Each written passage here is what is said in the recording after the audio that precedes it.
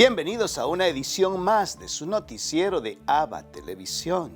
Mi nombre es Jaime Sevilla y estas son las noticias. El Papa Francisco reza por personas retenidas injustamente en países extranjeros.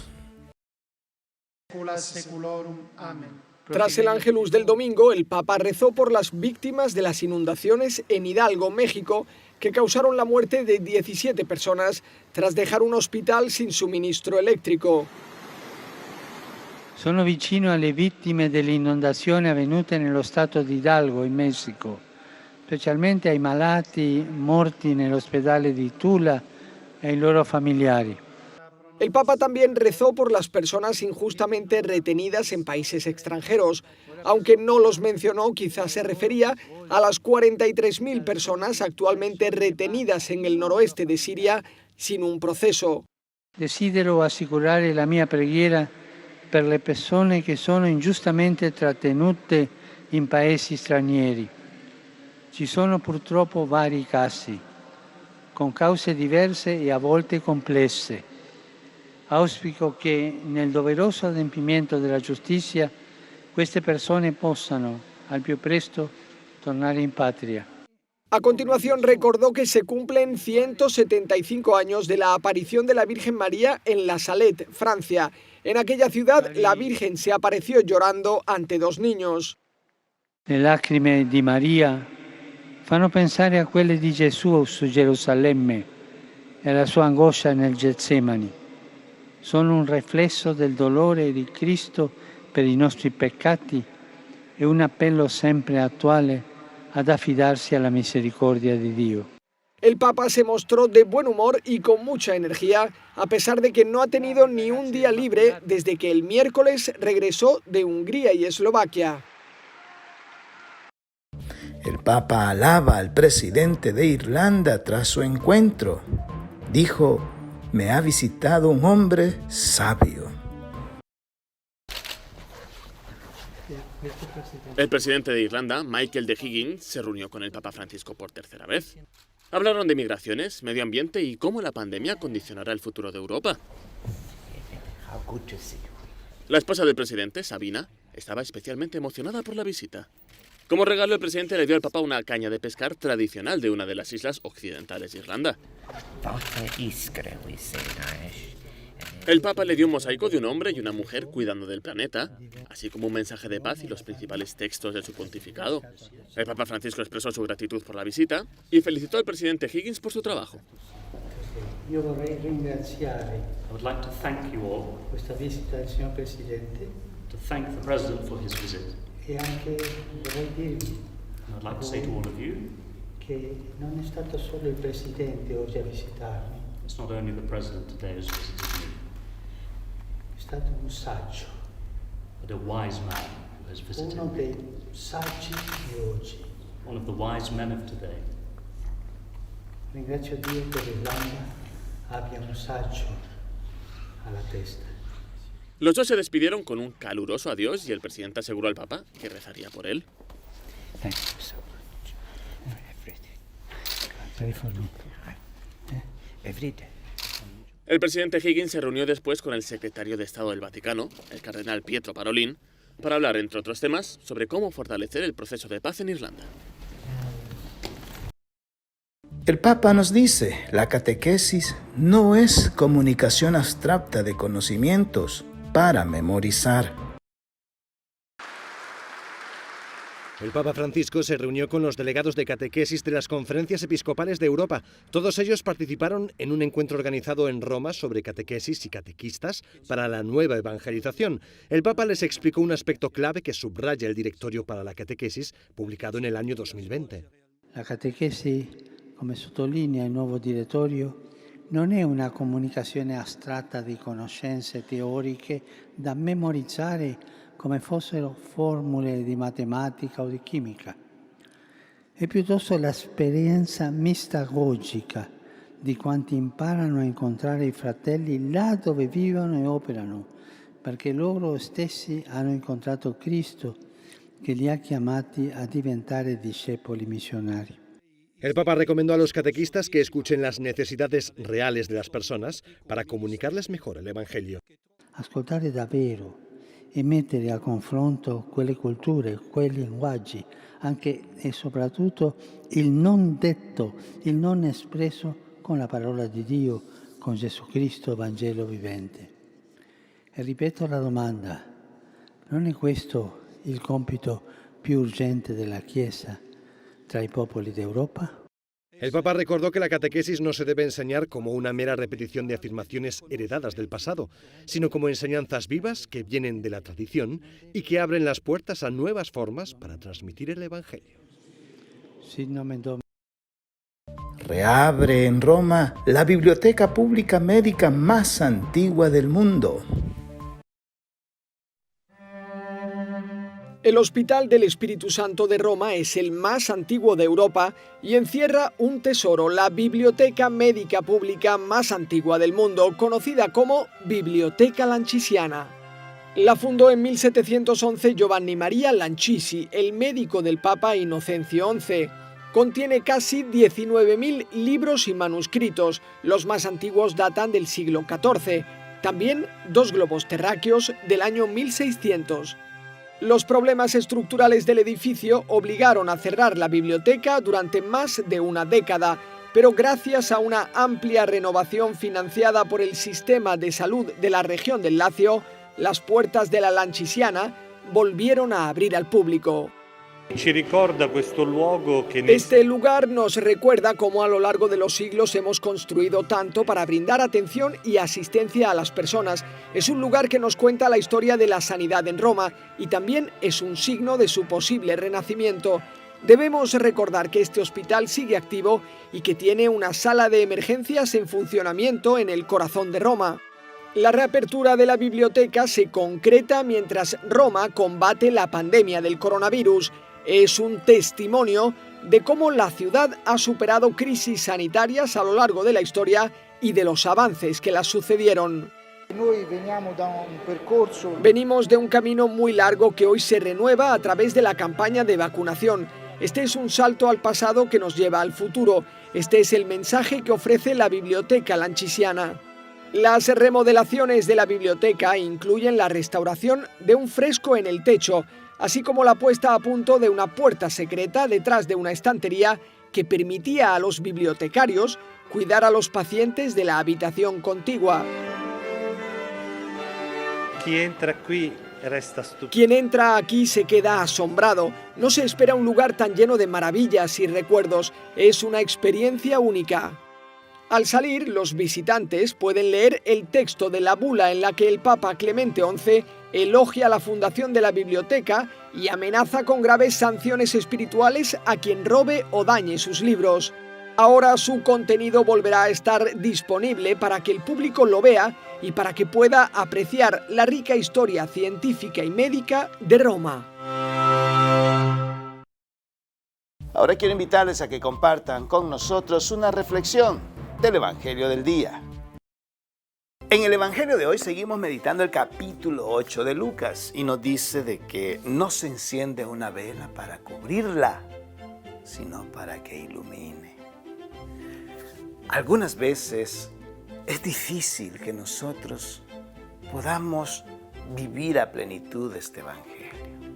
Si nosotros hemos recibido la luz de Cristo el día de nuestro bautismo, es para que esa luz pueda iluminar a todos los que están a nuestro alrededor. En otras palabras, tú y yo, todo cristiano, tiene que ser luz. Todos aquellos que te ven a ti tienen que encontrar paz, gozo, amor, misericordia, perdón, todos los atributos de la divinidad. ¿Por qué? Porque esa fue la luz que recibimos el día que fuimos bautizados. Hoy el Señor nos invita a que esa luz que llevamos dentro no la opaquemos con los problemas, con las necesidades, con las enfermedades, con las injusticias. No, esa luz el Señor ahora nos invita que la despojemos de todo eso que la opaca para que brille la paz, que brille la paciencia, que brille el amor, que brille la fe, que brille la esperanza que hay en ti y en mí. Para que todos aquellos que están a nuestro alrededor también puedan encontrar todas estas cosas que hemos dicho en sus vidas. Señor, danos tu espíritu para que podamos despojar todo aquello que opaca nuestra luz bautismal y podamos iluminar a todos los que están a nuestro alrededor. Que así sea.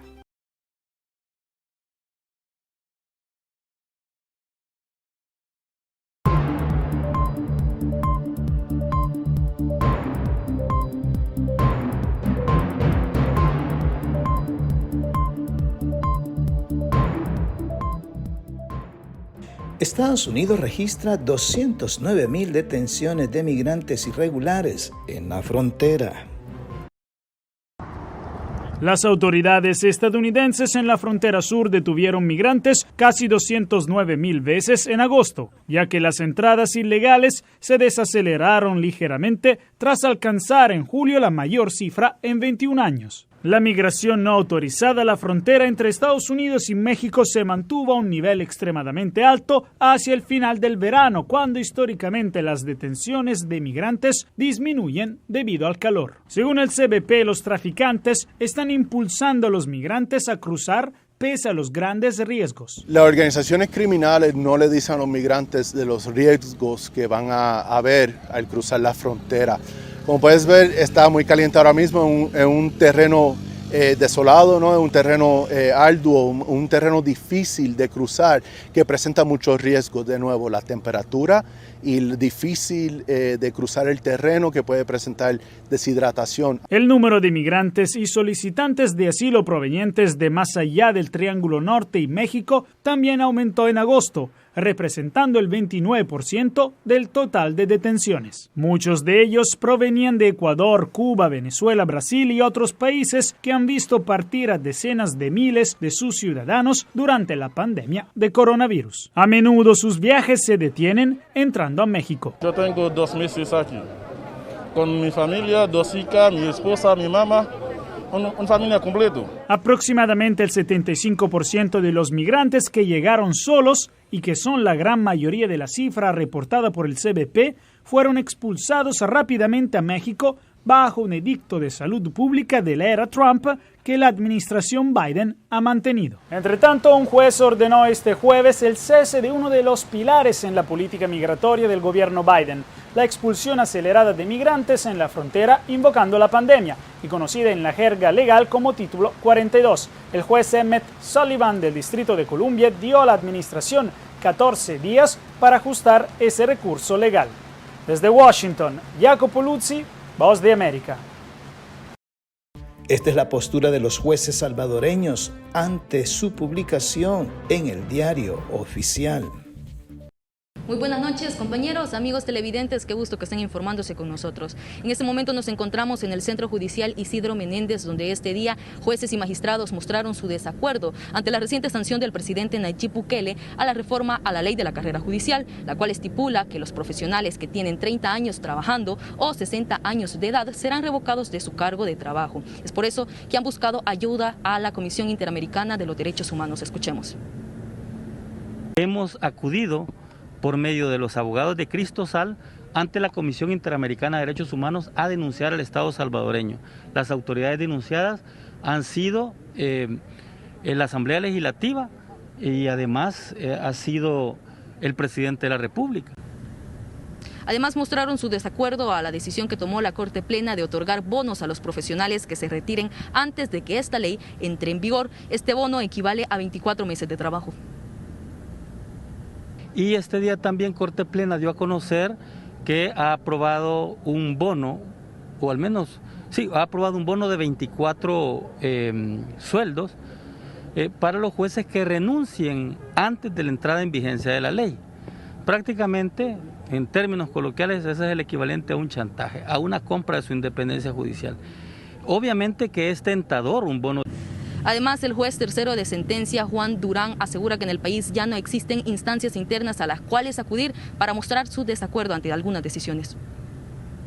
A nivel interno no existen instancias independientes que tutelen nuestros derechos.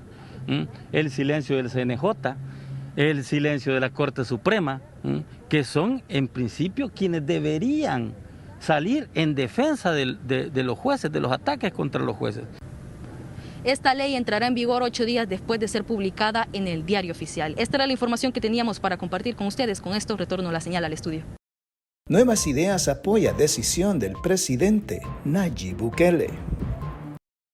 Eliminar las propuestas sobre la eutanasia, el aborto y el matrimonio igualitario ha generado diferentes opiniones entre los parlamentarios. Como era de esperar, los diputados del oficialismo apoyan la decisión del presidente. Que nosotros como bancada CIAN vamos a estar siempre a favor de la vida, a favor de la dignidad de las mujeres, del matrimonio entre hombres y mujeres, y que vamos a estar en contra de la eutanasia. Al pueblo salvadoreño cada uno de sus derechos fundamentales, garantizar una constitución que le sirva a la población y no una constitución meramente de adorno. Mientras tanto, el FMLN desconfía de las palabras del presidente y consideró que nunca se tomaron en cuenta las opiniones y propuestas de las organizaciones. Mientras yo no vea el documento firmado y presentado, yo no voy a creer a las declaraciones del mandatario.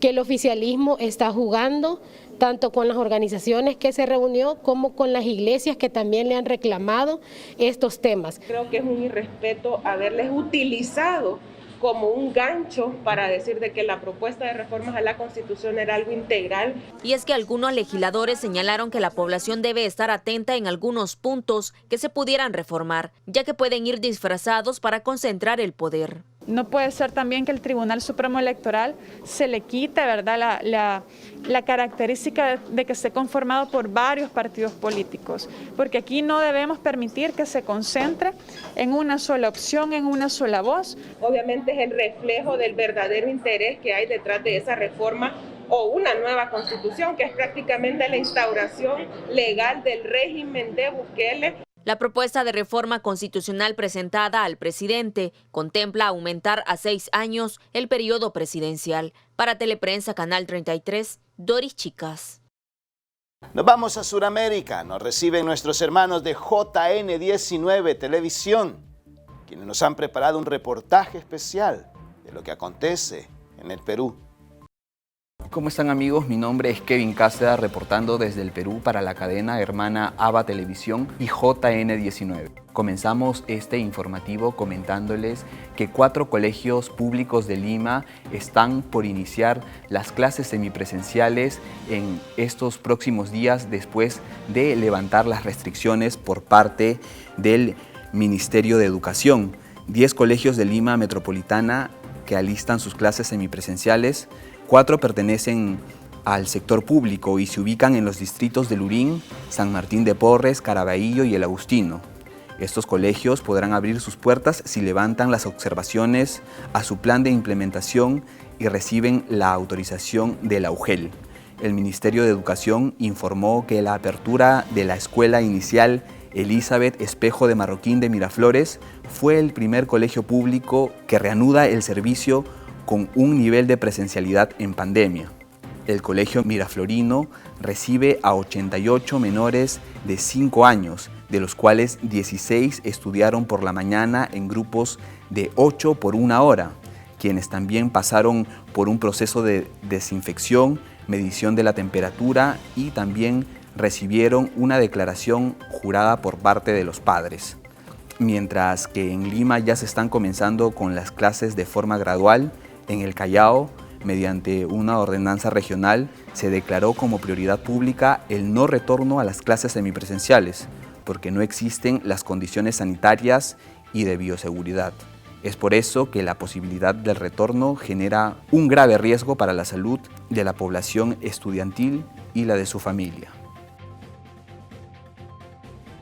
Continuando con la información, ahora nos vamos a noticias al interior de nuestro país. En Puno, la policía de Puno estará habilitando varias de sus comisarías para poder ofrecer internet a los escolares que carezcan de este servicio. La Policía Nacional, que se ubica en Puno, dará acceso a internet en 21 comisarías a escolares para que puedan recibir las clases virtuales. Esta iniciativa forma parte del programa Semilla Educativa Policial Cerrando Brechas. A la vez, la institución lanzó un video tutorial donde explica cómo usar una tablet, un video instructivo para los escolares.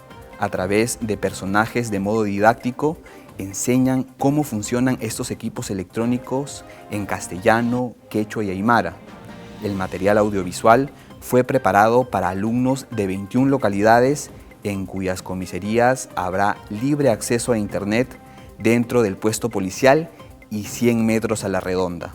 El distrito de Acora es el primero en donde se aplica esta iniciativa. El general de la Policía Nacional del Perú, Marco Antonio Lara, señaló que los alumnos en edad escolar que cuentan con una tablet solo tendrán que acudir a la comisaría más cercana para que se les permita el acceso a internet.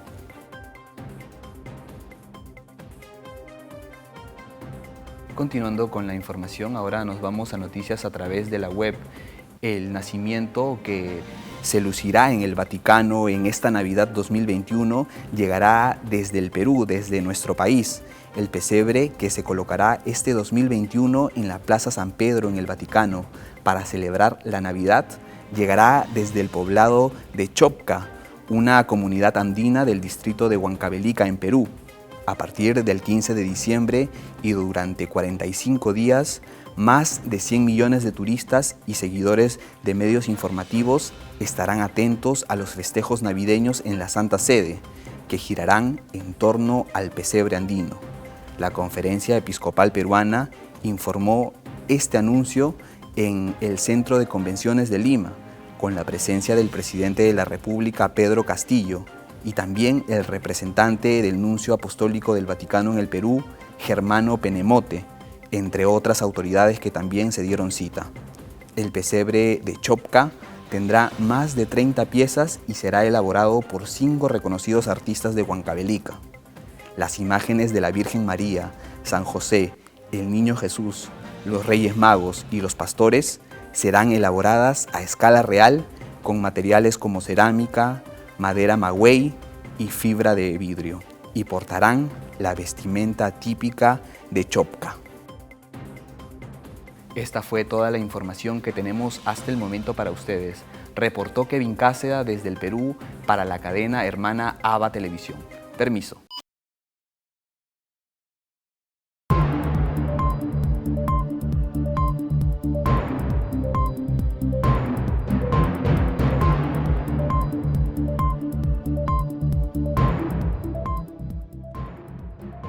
Hoy el santoral de la iglesia nos presenta el día de San Andrés Kim y sus compañeros mártires de Corea. Conozcamos más de su historia.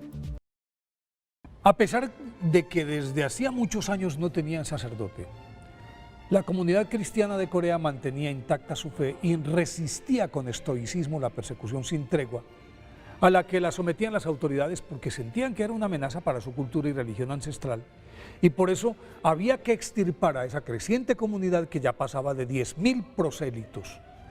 Con el fin de ablandarlos, realizaban periódicas ejecuciones públicas en las que hacían gala de torturas tan atroces que ni el mismo Diocleciano se habría atrevido a ponerlas en práctica, como sucedió con Santa Ágata Kim, a quien después de negarse sistemáticamente renegar de su fe, a pesar de ser apaleada, obligada a caminar sobre ascuas y pincharla con agujas por todo el cuerpo, fue atada por el cabello y las muñecas al travesaño de una cruz empotrada sobre una carreta tirada por briosos caballos que, asusados a punta de látigo, emprendieron veloz carrera por un terreno pedregoso que hacía saltar el carruaje, y cada brinco le arrancaba manojos de pelo con la piel adherida, y a medida que su frágil cuerpo se iba descoyuntando, alababa a Dios con más vehemencia. Entonces los verdugos la descolgaron, la desnudaron, y mientras uno de ellos le sostenía la cabeza, otro le asestó con la espada varios tajos hasta decapitarla. Y uno de los que más animaba a los valientes cristianos era el padre Andrés Kim Tae-go, nacido el 20 de agosto de 1821 en Corea, 7 años después de que su bisabuelo Pius Kim Chin-hu muriera en la cárcel a causa de la inanición y las torturas que le infligieron sus guardianes ante su negativa de volver a su religión ancestral. Y esta entereza del patriarca, más la entrega de su padre a la evangelización, se constituyeron en el mejor de los acicates para que Andrés se inclinara hacia la vida religiosa, sueño que logró cristalizar cuando, por invitación del padre Pedro Maubant, caminó 1.300 kilómetros hasta el seminario de la colonia portuguesa de Macao, en donde completó sus estudios con notas sobresalientes, y en 1845 fue ordenado sacerdote en Shanghái, el primer coreano en alcanzar esta distinción, y acicateado por el martirio de su padre Ignacio, ocurrido durante su ausencia en 1839, regresó a su país con la idea de sentar las bases de una ambiciosa evangelización y de despejarle el camino a otros misioneros que llegarían más adelante. Su liderazgo, su elocuente predicación y su abnegación para servir a los demás pronto lo pusieron en evidencia con las despiadadas autoridades que le siguieron los pasos y lo capturaron a mediados de 1846.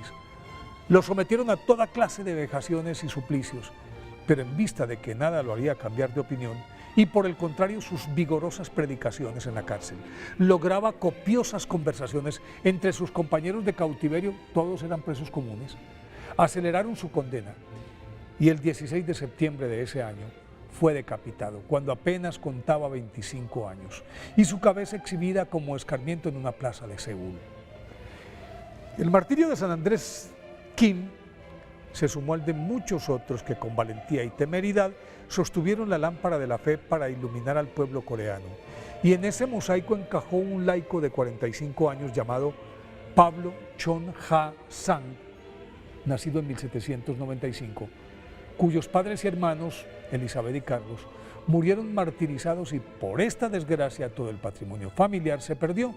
Sin embargo, para Pablo Chon-ha-sang, esa bancarrota fue un alivio, porque liberado de todos los bienes pudo dedicarse de lleno a la evangelización y de hecho se convirtió en líder de la incipiente iglesia coreana, para la que adelantó gestiones ante la Santa Sede con el fin de que enviara sacerdotes a esa comunidad olvidada que desde hacía varios decenios no tenía clérigos, objetivo que logró en 1831, cuando el Papa creó el Vicariato Apostólico de Corea y lo puso al cuidado de Lorenzo José Mario Imbert, un misionero que hacía su labor en China y en Corea revitalizó el espíritu cristiano, pero no le alcanzó para ordenar sacerdote a Pablo Chon-ha-sang, porque cuando estaba a punto de hacerlo, ya Chon había terminado sus estudios y escrito una carta al primer ministro, obra considerada como el primer tratado coreano de apologética.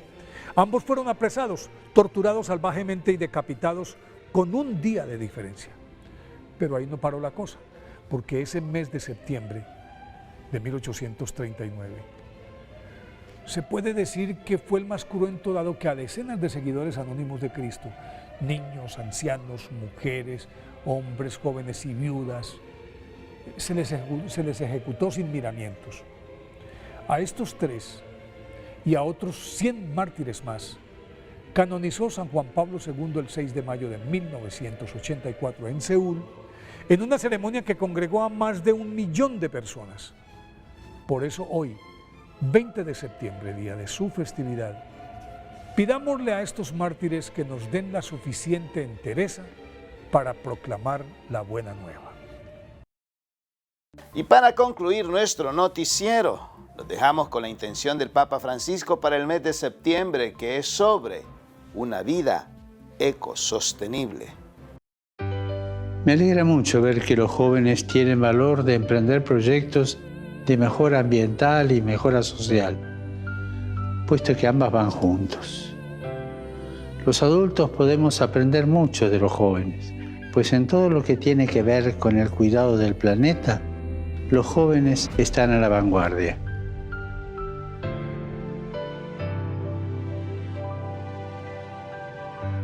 Aprovechemos su ejemplo, reflexionemos, especialmente en estos momentos de crisis sanitaria, de crisis social, de crisis ambiental. Reflexionemos sobre nuestro estilo de vida, sobre cómo la forma de alimentarnos, de consumir, de desplazarnos, o el uso que hacemos del agua, de la energía y de los plásticos y de tantos bienes materiales son a menudo perjudiciales para la tierra. Elijamos cambiar. Avancemos con los jóvenes hacia estilos de vida más sencillos y respetuosos del medio ambiente. Y recemos para que todos tomemos las decisiones valientes, las decisiones necesarias para una vida más sobria y ecosostenible, inspirándonos por los jóvenes, ya que están comprometidos con este cambio. Y no son tontos, porque están comprometidos con el futuro de ellos. Por eso quieren cambiar lo que ellos van a heredar, en un tiempo en que ya nosotros no estaremos.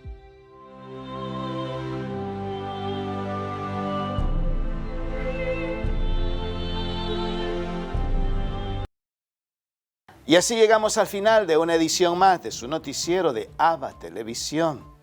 Gracias por estar con nosotros.